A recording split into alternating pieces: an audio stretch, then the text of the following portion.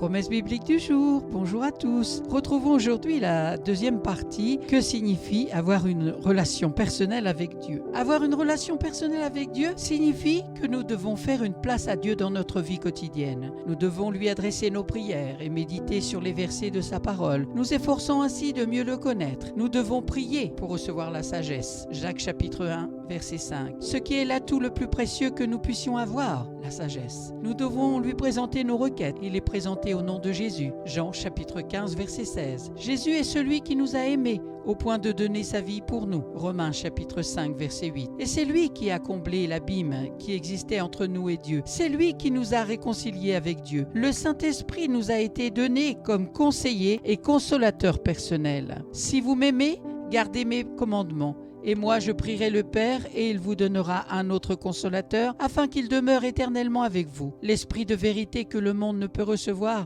parce qu'il ne le voit point et ne le connaît point, mais vous le connaissez, car il demeure avec vous et il sera en vous. Jean chapitre 14, versets 15 à 17. Jésus a dit cela avant de mourir, et après sa résurrection, le Saint-Esprit est devenu disponible à ceux qui désirent sincèrement le recevoir dans leur vie. Il est celui qui vit dans le cœur des croyants pour y demeurer toujours. Il ne nous quittera jamais. Il nous conseille, nous enseigne des vérités et transforme nos cœurs. Sans ce Saint-Esprit, nous n'aurions pas la capacité de combattre le mal et les tentations. Mais puisque nous l'avons en nous, nous commençons à produire le fruit qui vient du Saint-Esprit lorsque nous le laissons agir en nous et nous diriger. L'amour, la joie, la paix, la patience, la bonté, la bienveillance, la foi, la douceur, la maîtrise de soi. Vous pouvez retrouver cela dans Galates chapitre 5 versets 22 à 23. Cette relation personnelle avec Dieu n'est pas aussi difficile à trouver que nous l'imaginons et il n'existe pas de formule magique pour l'obtenir. Dès que nous devenons enfants de Dieu, nous recevons le Saint-Esprit qui va commencer à œuvrer dans nos cœurs. Nous devons prier sans cesse, lire notre Bible et rejoindre une église qui reconnaît l'autorité de la Bible